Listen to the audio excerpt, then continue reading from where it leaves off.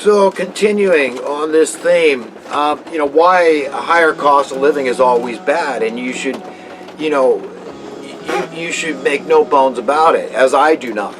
And everybody should understand this thing. To say that, higher housing costs are a good thing is no different from saying higher taxes are a good thing. If it's something you can't get away from, it's an essential human need, and paying taxes, who can get away from paying taxes? Nobody I've ever heard of. And, locally here, Alex Jones is always talking about, wanting the benefit of private property and the virtue of private property. And here locally in Chico, there's a guy that has some property, and he was letting the homeless camp out on it. And he got in trouble with the city, and he was fined close to $20,000. And this is what I call persecution, not telling these people where they can go and unpack their stuff permanently. People need options. Instead of the city going in and assisting this man, saying, well, that was really nice of you, you're willing to share your property with these people. Instead of assisting and saying, what can we do that's really cheap? Because this problem costs us a lot of money. There's all this crime too, from people being made to be financially desperate. How many guys are in jail? They just couldn't cope with the system, man. They break. They're the weaker links. Can't people get this through their freaking heads? This is what I want to get people into people's head. Help them understand how much cheaper it would be just to prevent people from being abjectly, destitutely poor in the first place. Okay? I mean, and these dubious wars we get involved in, these guys aren't going without a paycheck, okay? And they're going to think a lot, they're going to think twice, okay? We're going to only fight the most evil people, and we'll pay to do that, okay? If it's a righteous war. So that's why I'm always pointing out dubious war, okay? Not a righteous war like kicking Hitler's butt or something. I'm not talking about that. And then the debt. I mean, there's no way. Prosperous people don't go in debt. It's that simple.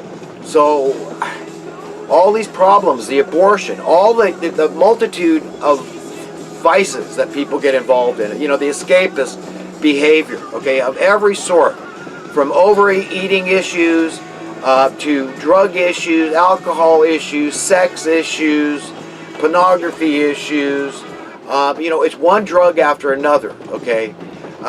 Because that's essentially what a sex addiction is. You're addicted to the drugs, the hormones and the OxyContin and this sort of thing. So people are trying to get away from, quote, reality, which is really essentially unreality. That's what we live in. We live in an unreality that's been foisted on us to divide us.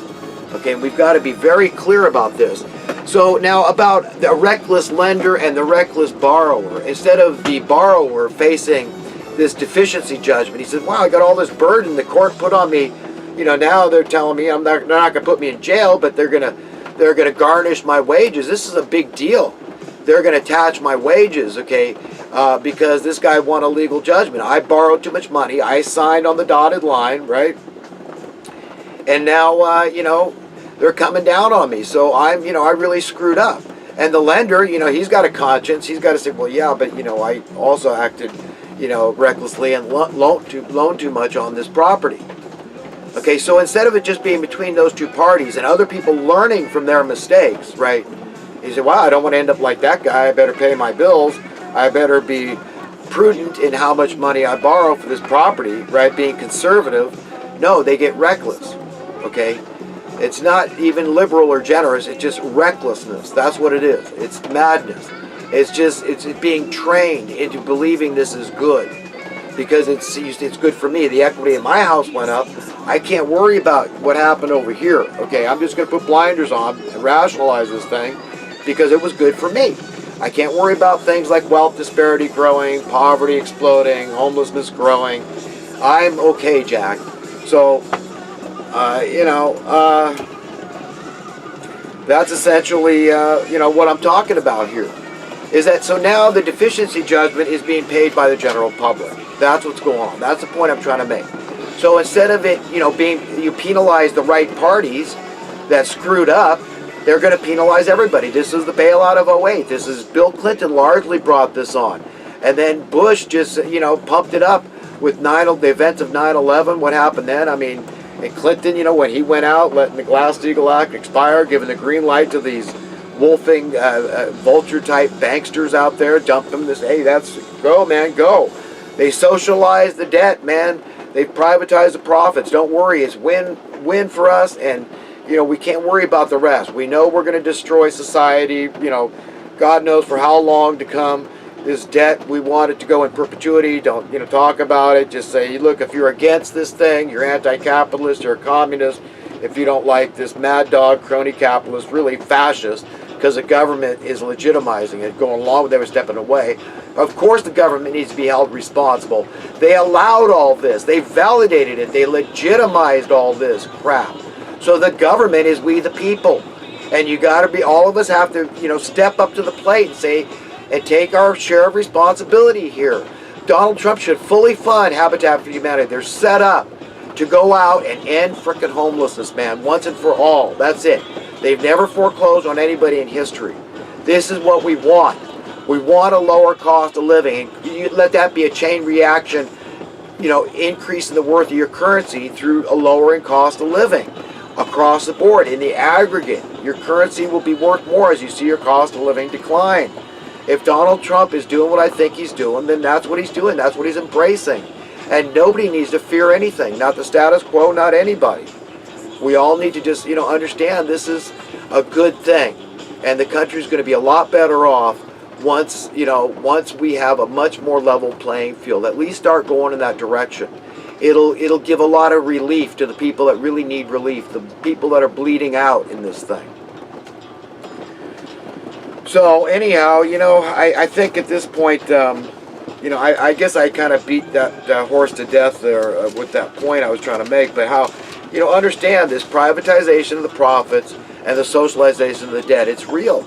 I mean, Obama increased the national debt by some $10 trillion, almost doubled it in his 8 years, and wealth disparity has grown, poverty is increasing, homelessness is increasing, and he says the opposite. He's telling us, no, it's not true, that because joblessness is down, you know, unemployment is down, that's the purported numbers, which are all made up from the fake news media, okay, that this is the case, and it's all lies. You know, and the mainstream media reporting that Hillary won the popular vote, I think that's all lies. I think we really need to look into this thing. How many illegal people voted that weren't supposed to? It's against the Constitution does not give people that aren't legal citizens the right to vote. As far as I know, that's not there. Okay, somebody's got to prove me wrong.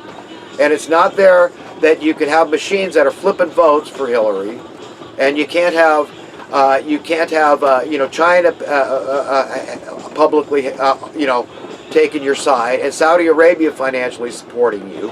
And just look into what Bev Harris talks about. What is it? Electoral Magic or whatever. She's got this site, you know. Just look up Bev Harris. And, you know, fraction magic. Oh, she gets into the fraction magic. How, you know, they got these machines rigged to just give, well, we just want this, you know, this voter here to get, you know, 3/5 of a vote or something.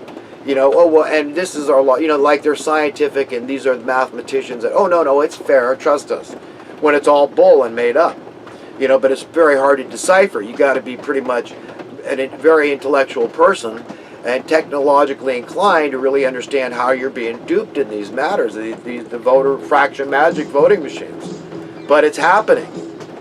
It's happening. And then look at the way the mainstream media is getting paid by these people. Obviously, not all of these people were on Hillary's side, but they sure acted like it, like they hated Trump. All of a sudden, I mean, for decades he's in the public eye. Nobody ever called him a bigot, never ever called him a racist, a sexist, a homophobic, a misogynist, a xenophobe.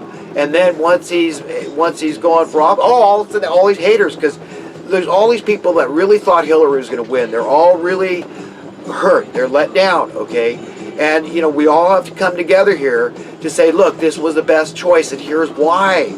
Okay, explain to them how bad Hillary was. Okay, this family, it's time, man. We need an end to these people.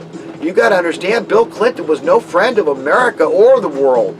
None.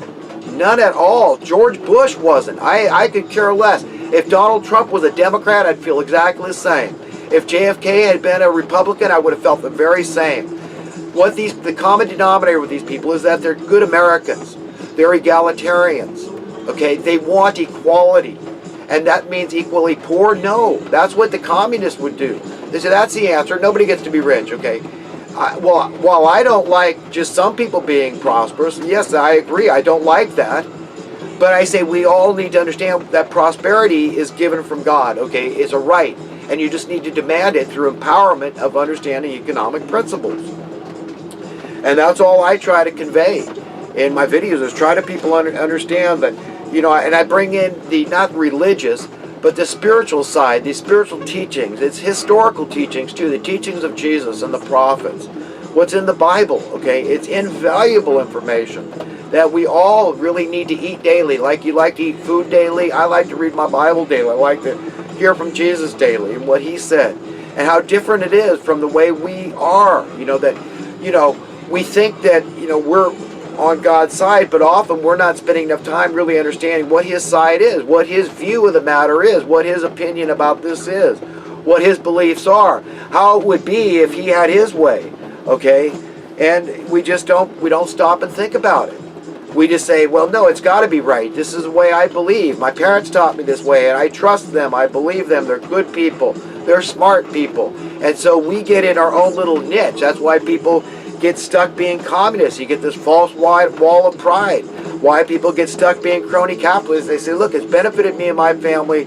You know, that's your problem. You should have got on the bandwagon a long time ago. I can't help it that you were too late jumping on the bandwagon here. But, you know, you were. So, you know, this is the attitude that's going on here, and that's why we're divided. We've got to say no, and just be empowered, all of us, and understand, look, you have a right to be free.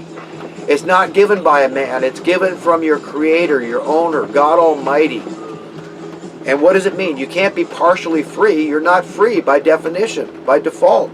You're enslaved. Even if you don't admit it, even if you don't see it, okay, you are. If you're beholden financially, monetarily to another from birth and beyond till death, okay, you're enslaved from cradle to grave, okay? And that's it. There's only two ways to look at this thing. You're either free or you're not.